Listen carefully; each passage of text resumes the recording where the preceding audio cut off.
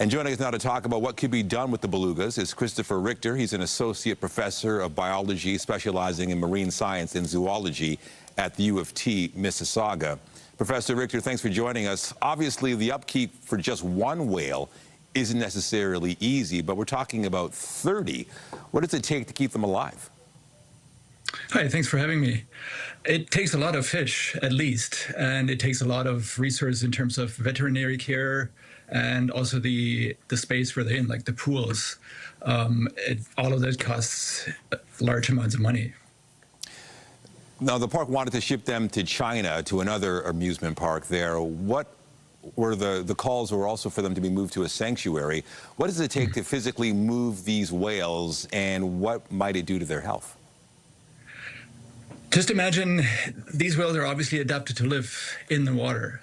Imagine yourself having to travel somewhere underwater for most of the time. That's what they would experience if they are taken out, brought on a ship or a plane, depending on where they need to go, for extended periods of time. So again, the logistics in terms of gear, the logistics in terms of veterinary care is humongous, whether they go to Nova Scotia or China. You know, some professor question why can't the whales just be released back into the wild, especially if their fate is euthanasia. What might happen if the whales were simply released back into the ocean? Some people say it's basically the same effect as euthanasia. The whales just send them to their death. Most of these whales have been in captivity for many years. Some of them were born in captivity, so they're not used to being out in the ocean. They've been feeding on dead fish for all of that time. They are not used to capturing their own live fish anymore, for instance.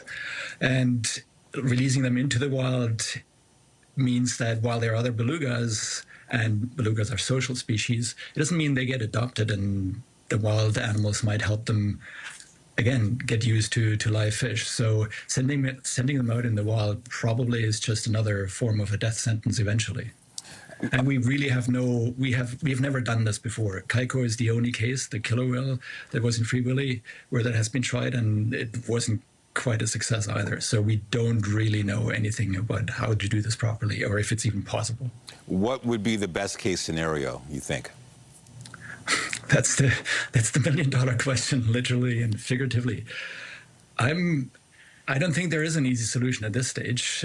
These sanctuaries, either in Iceland or the one in Nova Scotia, they're not ready, or they're not big enough to take all of them. So even if they open or if they take some, it'll be only a small number out of that group. So there is one option might be is that an institution in the States or somewhere else that has aquarium facilities where things are a bit more transparent and we can monitor how they're properly taken care of. That might be one of the other options that is not on the horizon as far as I understand at the moment, but maybe eventually another institution might come forward.